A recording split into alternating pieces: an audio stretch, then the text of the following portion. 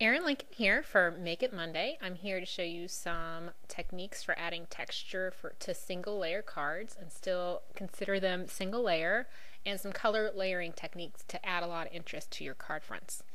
Alright, first off, we have a little hint here. We have some heat embossing of clear powder over dark chocolate ink, and you can see the lovely arrangement of stamps and images to add a lot of interest to a single layer card. Alright, first things first. We're going to lay down some stamps. I'm using Background Basics diagonals, and I don't want to use the whole strip. I want to mask it off, and so you see me, I made sure I had no ink on my stamps because I'm laying it directly on my card front. That would be disastrous. And I'm using a post-it note to kind of eye up the border there on that chevrons, because I don't want those last two chevron stacks on my card front here. So I'm going to mask them off. Now, as far as color is concerned, when you're making one layer cards, you want to have your background be as light as possible and use that color the most, kind of your gallon and your gallon, quart, pint arrangement. And you want the darker colors used the least and have those be in the foreground. And I'm going to demonstrate that using all these colors. And so fine linen is really one of the lightest shades we have. And I have that stamped down in background basics diagonals. And now I'm taking the diagonal additions, which is the single little arrows, and I'm stamping them across the top in classic craft ink, which is just one shade darker than the fine linen. So you see I am not going straight to the darkest. I'm using a graduated color palette. And it's just to add a little interest there. Okay, next up we're going to get some floral images. I think floral images are a great choice for single layer cards. You can see my original there, and I'm using that for placement. There's a lot of things you can do, and you really can't go wrong with florals. Unless maybe you're giving it to a rough and tough guy, but even that I don't think would be too bad. Okay, again, with going from the lightest shade ink to the darkest, and the lightest shade is used the most, the darkest is used the least. I'm now using an autumn rose color on Beautiful Blooms 2. And I'm just referring back to my original card because I don't want to switch ink pads too much on the video. Now, another thing you can do with single layer cards is overlap your stamped images. You get certain variations in color, a little added interest, and I have done that on some of these little floral elements, overlapping the background basics diagonals, the chevron pattern. Now I went to Canyon Clay here for some more color. You see I'm using a lot of color, a lot of interest. Couldn't find terracotta tile. It fell off my desk at some point. Can't find it. Yikes. But Canyon Clay needs a little work. I haven't used that for a while. Now, I mentioned the gallon, quart, pint principle of color. Another thing for single layer cards, just to keep it easy, is to stick to other design principles such as the visual triangle. You see my Canyon Clay there is in a triangle pattern with the 3 floral images.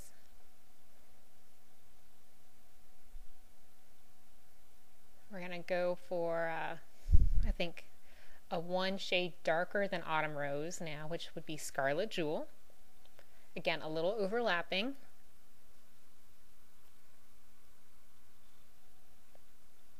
It's funny, when you do some of this overlapping and building of images and a picture, in the middle of it, it never looks that great. And at this point, I'm panicking a little. I'm like, ugh, it looks horrible. But the thing is, you just stick with it and see it all the way through. When you're done, it all magically comes together. All right, you see how there's some Scarlet Jewel overlapping onto the Autumn Rose. Just imagine it's like layering die cuts. You're layering color only on a single layer card. And I'm just building using these 4 basic colors: Autumn Rose, Scarlet Jewel, and Canyon Clay.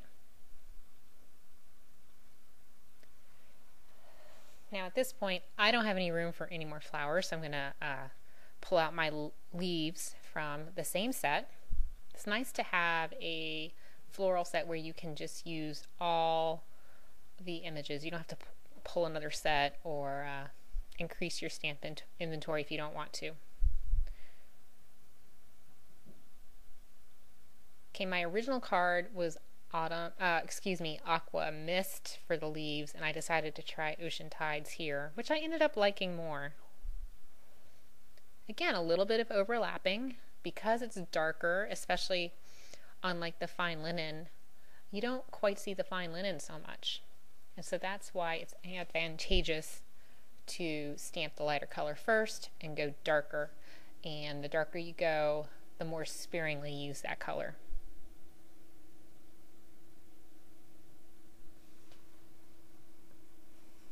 I actually really like that arrangement. You could put a sentiment there in the upper left-hand corner. There's room, and that would have made a lovely card too. Okay, now this is my darkest color. This is my pint color, and it's the dark chocolate. And I'm using it for the center of the flowers, and I'm also going to use it for my sentiment.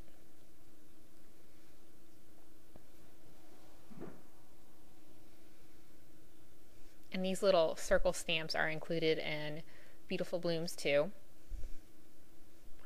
The stamp set is, I think, almost 4 years. No, it is 4 years old this month because it was my second month on the design team it was released. And I was just darn right giddy when I saw the preview. And look, I'm still using it. So if you're looking for a great basic, this is it. A lot of you probably already have it.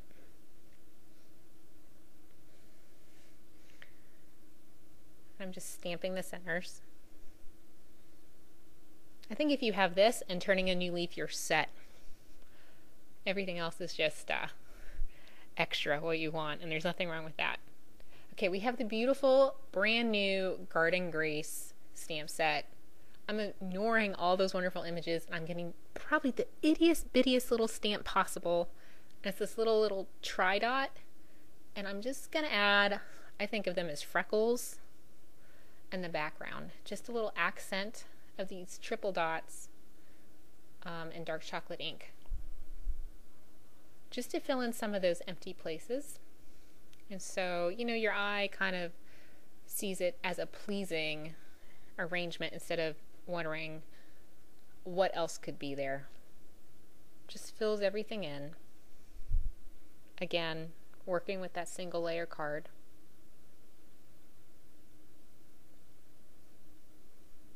It's almost a shame to use this Garden Grace like this, just the one itty bitty. All right, now we are going to stamp our sentiment. If you notice, I'm using dark chocolate ink. And in the beginning of the video, you noticed it was embossed. So we're going to show you how to deal with that. And this falls under the category of adding interest and texture to your single layer cards. Make sure it's clean because you don't want any ink transferring to your Versamark. And have your clear embossing powder handy. Ink up your Versamark and then very carefully hover and adjust and position that Versamark inked stamp right over your dark chocolate image. Like so.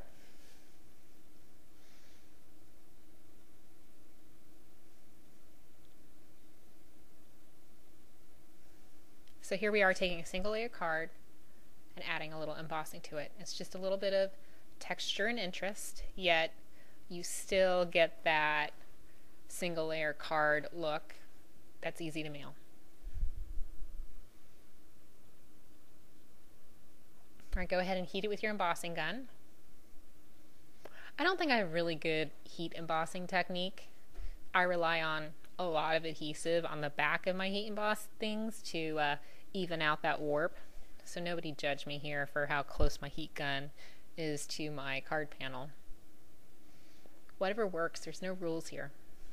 Okay, really quick, to add some added gloss to this, while that embossing powder is still hot, still molten, pour on some more embossing powder. and heat it up again. It's just going to give you even more depth to that gloss.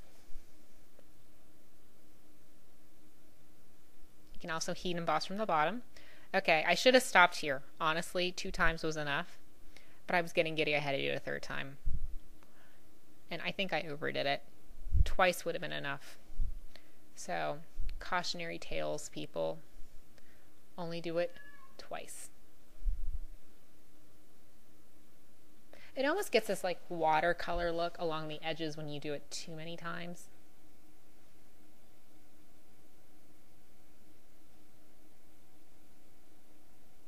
I had to do it.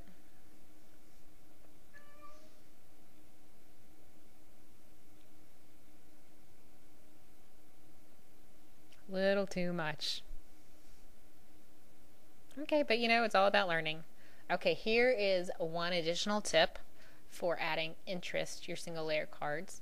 Stitch in some embroidery floss, crochet thread. You're not adding any bulk. I am just piercing like buttonholes here on my dark chocolate centers of these flowers, and I'm just gonna stitch them. Now you could, if you have button stamps, we have like 3 or 4 stamp sets with buttons in it. Studio Style, Stitched with Love, Button Boutique. Those would all work. But here I just wanted to stick to one stamp set, so I am using Beautiful Blooms too. There's a challenge for you. A single layer card using a single stamp set. That would be a challenge. Are you up for it? Can you do it? I'm trying to think of the last time I did that. Okay, so I'm just, tying my thread, and I'm going to go ahead and add thread to the rest of my flower centers. All right, so here we have 2 ways of adding interest to your card with texture: embossing and stitching.